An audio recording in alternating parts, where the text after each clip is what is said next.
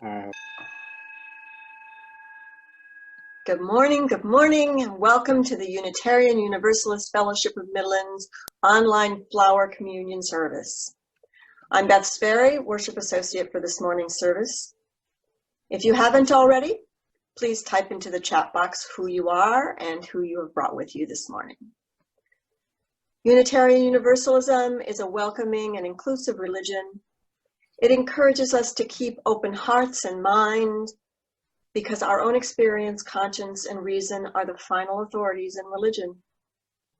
It affirms the inherent worth and dignity of every person, and that we are all connected to each other and to the earth. If you're visiting today, a special welcome to you. We appreciate you spending some of your Sunday morning with us. If you have questions, please let us know in the chat box, by phone, or through our Facebook page. And if you've been attending for some time and have come to feel that this is your spiritual home and you're considering becoming a member of the fellowship, please contact Eric Severson, a minister, or a member of the welcome team, or just let us know of your interest in the chat box. Welcome, one and all. If you have a chalice or candle at home and would like to join in our chalice lighting remotely, now would be a good time to get that ready. And if you would like to join in sharing joys and sorrows this morning, you will want to find the participant icon to raise your hand for that. And now we'll move on to announcements, which you will see on your screen.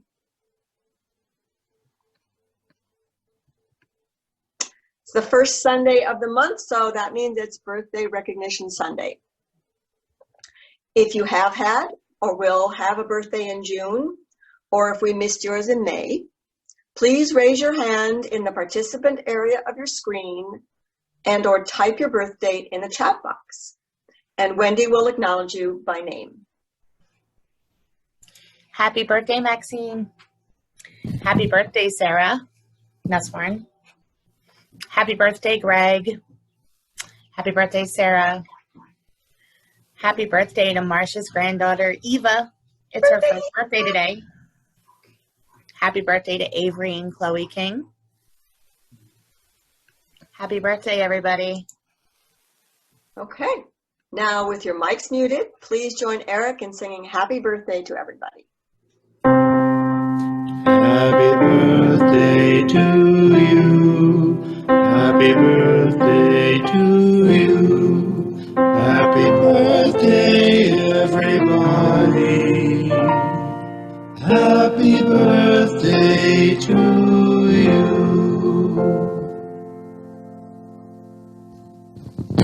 Right, thank you, Eric and Melanie. So, everyone is invited to a rally for racial justice today at 3 o'clock in the afternoon at the northwest corner of the Circle, followed at 5:15 by a vigil for justice. Speakers at the vigil will include our minister, Eric Severson. These events are sponsored by the Women of Michigan Action Network and the Midland Area Interfaith Friends. Masks and social distancing are strongly encouraged. See our website or our Friends Facebook group for more information. And to allow families to participate in the rally, religious education is canceled for today and will resume next Sunday. Next week's service will be Our Incredible Journey, led by Heather Cleland Host. The Incredible Journey tells the story of a cross-country journey of two dogs and a cat that actually happened, but for the most part was unwitnessed. It was an unintentional journey, much as the one we find ourselves on right now. Come join us in celebrating our incredible year-long journey across our interfaith community, within our community, and ultimately across the internet. In particular, we will celebrate our religious educators, including Heather Cleland Host, whose tenure with us will end in July. Come sing a song with our UUFOM community. And finally, watch your email for more announcements in our Candle Flame newsletter, now coming out on Saturdays only. Email office@uufom.org to subscribe or if you have an item to submit. And that's it for the announcements.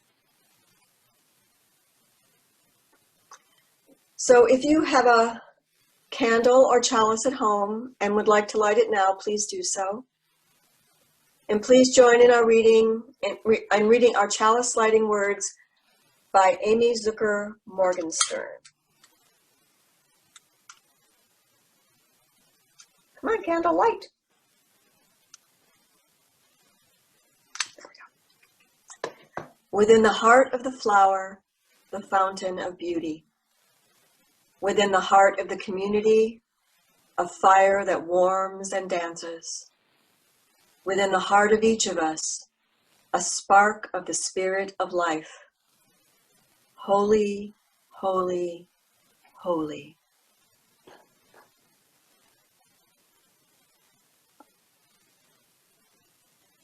Thank you, Beth.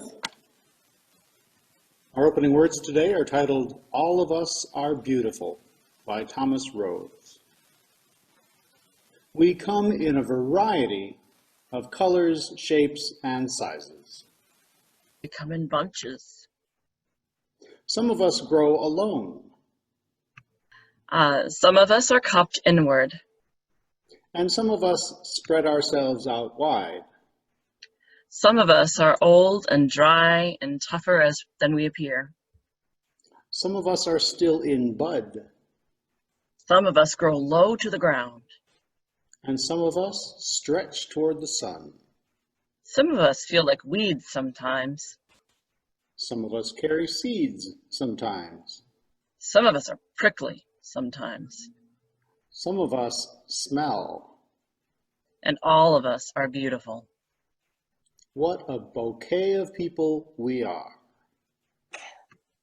Now with your mics muted, please join Eric in singing our opening hymn, Find a Stillness, as you are able.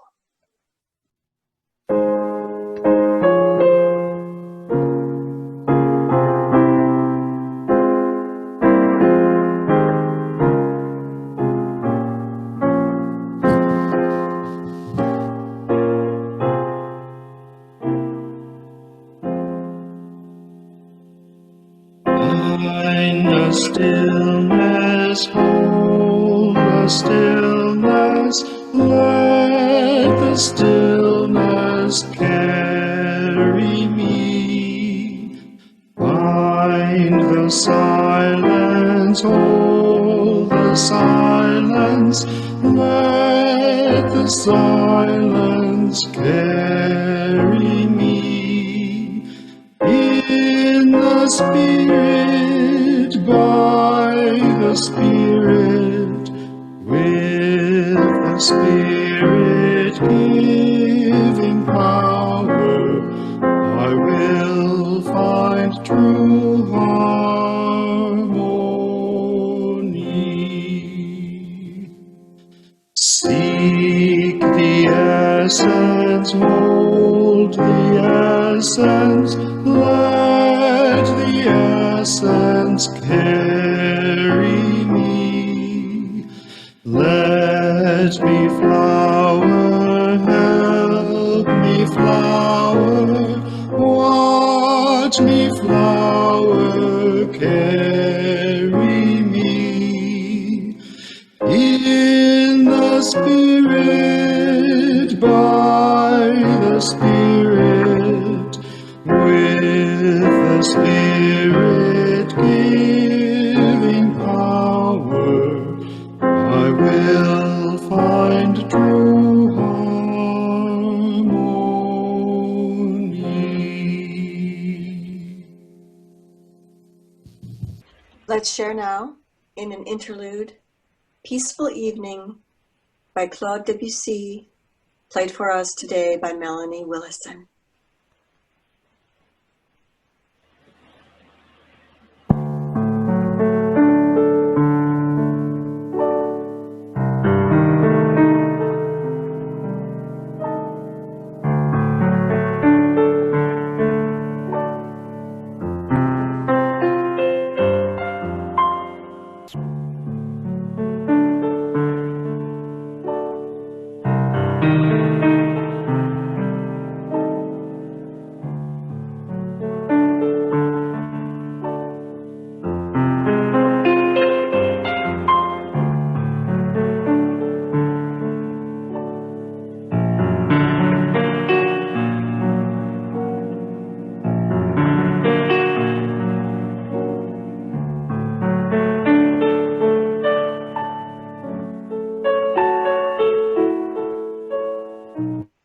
So thank you, Melanie, and I really appreciate that music.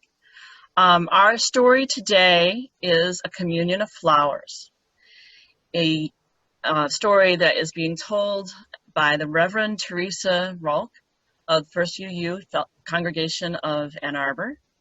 And the artwork in this video is from Deborah Jean Golden, and the digital reproduction is by Dr. Glenn Thomas Rideout, the Director of Worship and Music, who you'll get to hear singing later. So go ahead.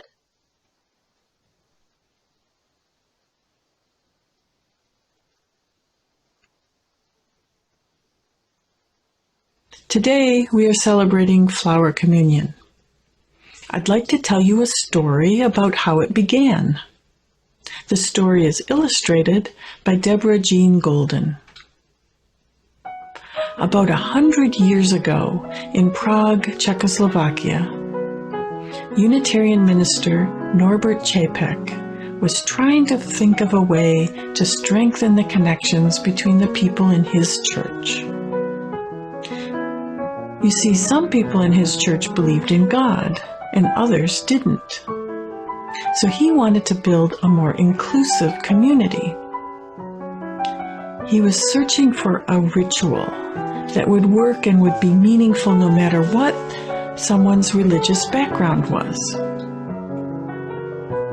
Čapek was inspired by the natural beauty all around him, and he decided to do a ritual that involved flowers.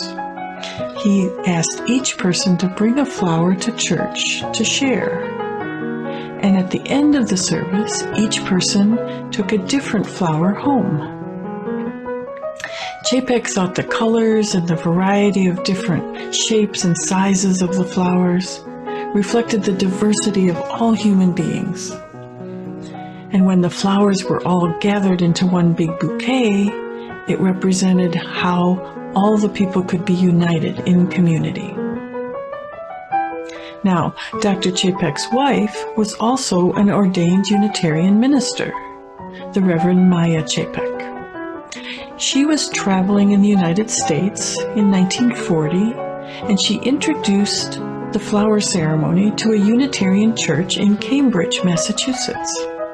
And ever since that time, many Unitarian Universalist congregations hold some kind of flower communion at the end of the church year, just like we're doing now, and just like Norbert Čapek did in 1923 in Prague. The end. Thank you. Today we are celebrating our own flower communion. Each year in the past, we have brought a myriad of flowers, each person and family bringing different flowers into our sanctuary, making it beautiful. This year, we've created a sanctuary for our congregation to gather together in all our diversity online. We have decorated our physical sanctuary with paper flowers from you. So you can see some of the flowers that were sent in the image that's on the screen now. Some of the paper flowers were folded by masters of the art, some who are learning for the first time, some in bright colors, some in elaborate decorated designs, some with white paper and blue crayon. So together they speak of family and tenderness.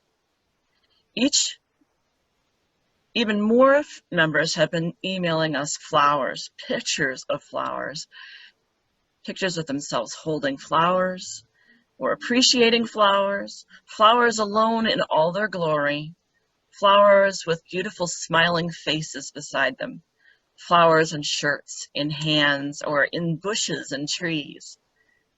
In a moment, we are going to return these flowers back to you, to share what happens when one lone flower combines with another and another and another into one united bouquet. But first, Eric and I will lead us in the blessing of each of these flowers and the caring hearts that sent them. So I'd invite you now to center yourselves and enter into a time of reflection, meditation, or prayer. Today's meditation is A Blessing for Flower Communion by Michael de Vernon Boblet. Blessed be the flower that triumphs at last over the snows, over the centuries, over the heavy feet of cattle and soldiers, treading down the fragile places of the earth. Blessed be the flower that triumphs at last over the tangled branches, over the withered stem, over the tearing thorns of roses and of barbed wire. Blessed be the flower that triumphs at last, even over the hand that gathers it, cuts it off from life, from its roots, from the memory and taste of iron and tears of the soil.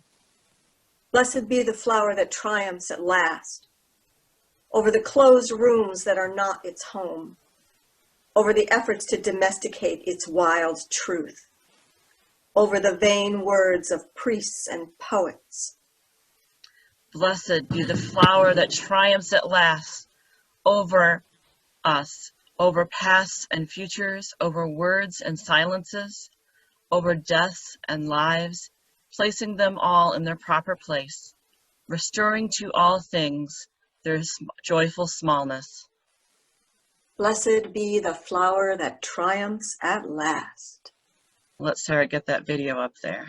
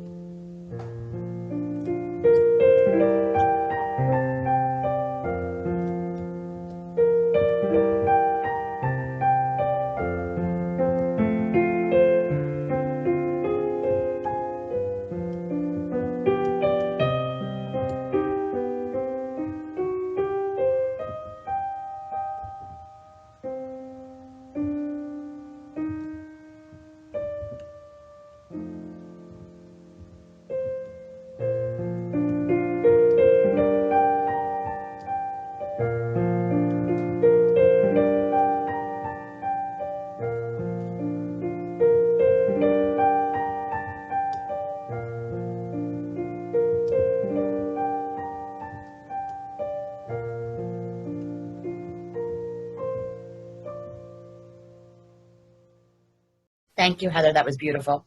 So whenever Dr. Chapek conducted this flower communion in Prague, he would say this proverb as he consecrated the flowers. So in honors of the ones that began this tradition, we're going to use the same. Infinite Spirit of life, we ask thy blessing on these thy messengers of the fellowship and love. May they remind us, amid the diversities of knowledge and of gifts, to be one in desire and affection and devotion to thy sacred will. May they also remind us of the value of comradeship, of doing and sharing alike. May we cherish friendship as one of thy most precious gifts. May we not let awareness of another's talents discourage us or sully our relationship. May we realize whatever we can do, great or small, the efforts of us, all of us, are needed to do thy work in this world. And today, as we shared the flower communion, we shared the beauty that is both in the imperfect and in the perfect. And as you watch this, I hope that you were able to experience each other and how their gentleness and justice and love that came with us. The particular shape and beauty of those flowers. Handle them gently in your memory and in your minds and hearts. These are the gifts that someone else brought to all of us, to you. It represents each person's unique humanity and therefore deserves your kindest touch. Today, we don't leave with a flower in our hands. Indeed, many of the flowers you just saw were still living and growing in the yards of our families and friends. And so I invite you to take the beauty of each of those flowers that you saw. Imagine those flowers in your friends' yards. Allow the sight of those flowers to bring you together into their homes through the pandemic, though the pandemic has not allowed us to do so. Feel the interwoven thread of community between you and them that has strengthened even more through this time. Treasure the flowers that are yet emerging after the flood, whose beauty speaks of the strength of our community to support one another as we rebuild. The beauty of the flowers is varied. We had a humble strawberry plant, a glorious rose, flower lights and glorious smiles, simplicity, exquisite beauty, raindrops of delicate petals, pinks, yellows, reds, blues, and purples. Each of those flowers were as different as each of us. Each of those flowers added to the beauty and the strength of the whole. The white flower of the strawberry plant or the pink flower of the strawberry plant becomes a strawberry. The beauty of the daisy adds to the beauty of the rose, and neither would be half as glorious without all of the others. Let us share in this memory. Thank you. As we improvise this morning, let me just say that these are strange times. Here we are, surrounded by Earth's natural beauty in the spring. Today we begin wrapping up and celebrating our regular program year, and yet we do so physically apart from one another. And yet, some of us are still dealing with the aftermath of historic flooding. And yet, we continue to cope with the isolation, health, and economic difficulties of a deadly pandemic. And yet, we are learning to live our values through a time of national shame and turmoil. I cannot speak today without acknowledging the national protests, the deaths that ignited them, and the sometimes unconscionable responses of federal and state law enforcement. I cannot remain silent when police and state violence against persons of color have laid bare terrible truths about our national identity, that our many and complex social, economic, and political systems were built on the assumption centuries ago that white lives have mattered far more than black and brown lives. These are painful times. They require us to wrestle with our own experiences, relationships, and discomforts, our own preconceptions, assumptions, and biases. These times are forcing us all to learn and to grow, and, if possible, to transform ourselves and society. We speak today of flowers as metaphors for human lives. The ceremony we enjoyed today was adapted from the original created and shared by Unitarian ministers Norbert and Maya Chapek. In our story today described As our story today described, Norbert invented the flower communion in Prague, Czechoslovakia in 1923. He sought a way to strengthen the connections between theists and non-theists in the Unitarian Church. He chose a ritual with the natural images and metaphors of flowers, which he thought would be meaningful for everyone. Thomas Rhodes reflected in our opening words how the variety of flowers reflected the diversity of all human beings, all colors, shapes, and sizes. He described how together in community we make a beautiful bouquet of people. As an aside, I saw last night that former President Jimmy Carter commented that humanity is beautifully and almost infinitely diverse. The bonds of our common humanity, he said, must overcome the divisiveness of our fears and prejudices. I want to thank Heather Cleland Host today for the time and energy she put into today's slideshow and reflections. Through them, the flower communion continues to be a truly lovely, moving ritual, still full of meaning for us today, even online. A story that speaks, as she said, of family and of tenderness. Michael DeVernon Boblet provided today's blessing. Thank you for Heather and Beth for picking that up. Through his words, we blessed the flower that triumphs at last. Boblet recognized that life holds many difficulties. He noted that we flowers strive to persevere against such things as the trampling of cattle and soldiers, snows and centuries, thorns and barbed wire, hands that cut us off from life, and the vain words of priests and poets. Blessed be the flower that triumphs at last, he wrote, for it restores all things to all things, a joyful smallness, putting even life and death in perspective. I think it's important to acknowledge that in 1940, the Nazis discovered the Čapeks and their Unitarian flower communion. They declared that the ritual and the theology behind it, of the inherent worth and beauty of every person, was too threatening to their fascist movement. They killed Norbert because of it. Maya Čapek escaped and brought the ceremony to the United States.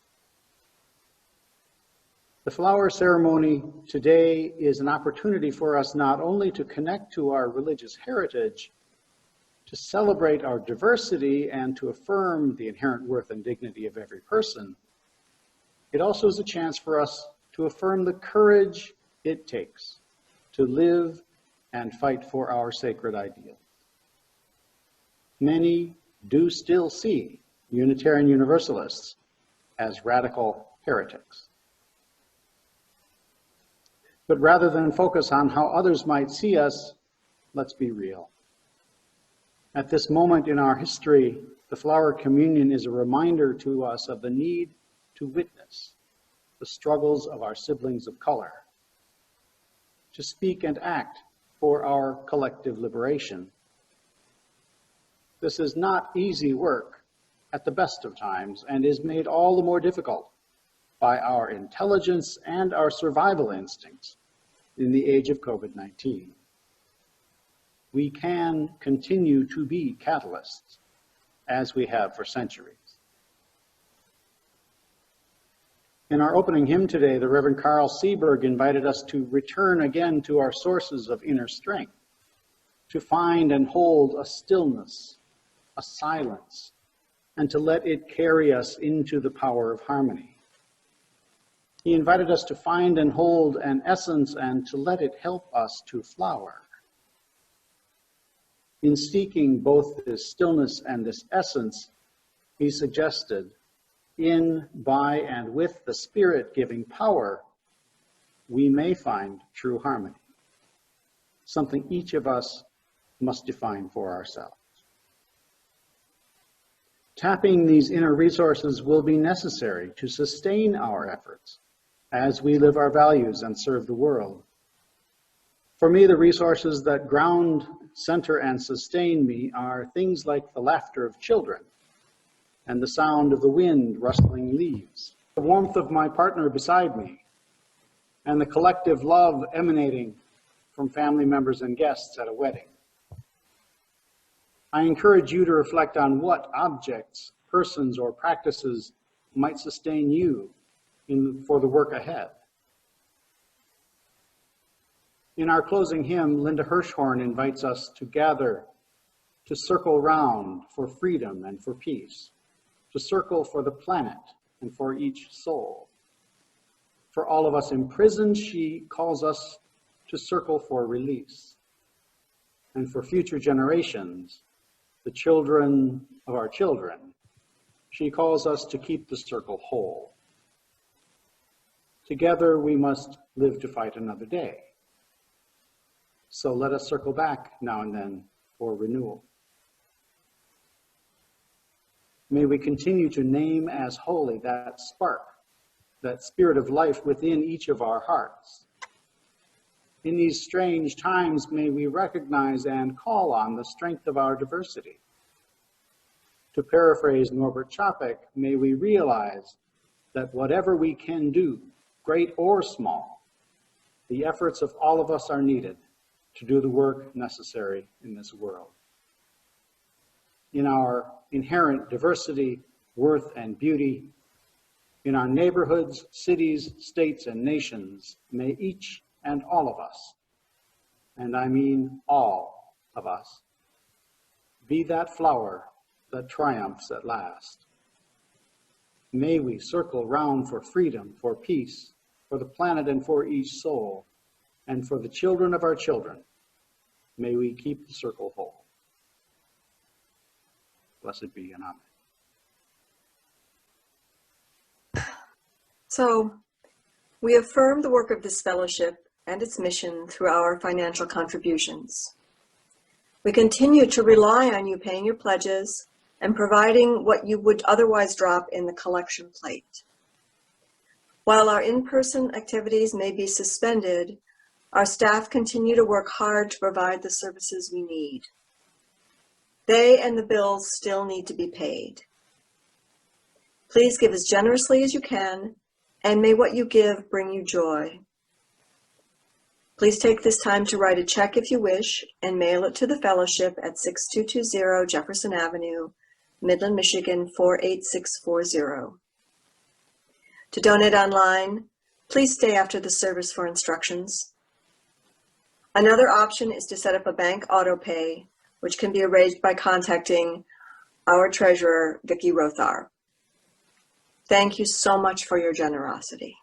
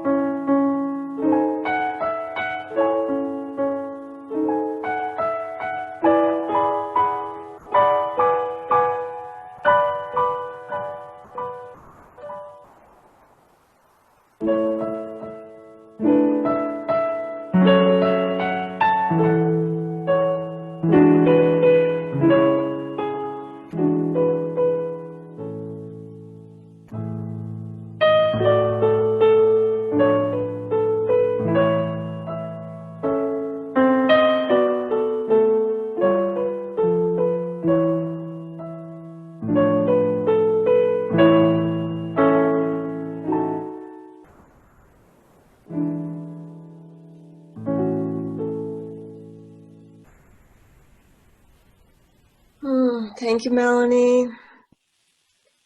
Now, with your mics muted, please join Ann Arbor UU Music Director, Dr. Glenn Thomas Rideout, and pianist in residence, Allison Hallertz, in singing our closing hymn, Circle Round for Freedom by Linda Hirschhorn.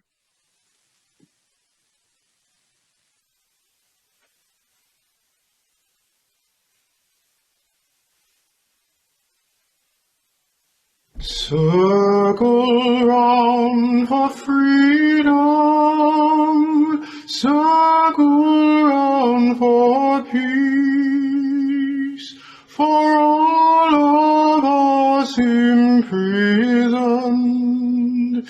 Circle for release, circle for the planet, circle for its soul, for the children of our children. Keep the circle whole. Circle round for freedom, circle round for peace, for all of us imprisoned. Circle for release, circle for the planet, circle for its soul, for the children of our children. Keep the circle whole. Circle round for freedom, circle round for peace, for all of us imprisoned. Circle for release, circle for the planet, circle for its soul, for the children of our children.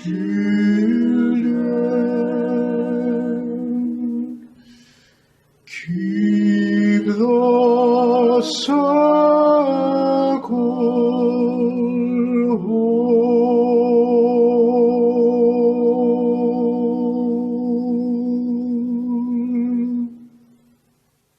Our closing words today are by Jim McGaw. When I say go in peace, I don't mean go in mindless oblivion. When I say go in peace, I don't mean go without challenging yourself or others. When I say go in peace, I don't mean go in utter ease and comfort. When I say go in peace, I mean go in peace seeking justice. I mean go in peace committed to equal rights and opportunities for all. I mean go in peace, the peace that is created when together we build communities of true solidarity, deep compassion, and fierce, unrelenting love. Go in peace.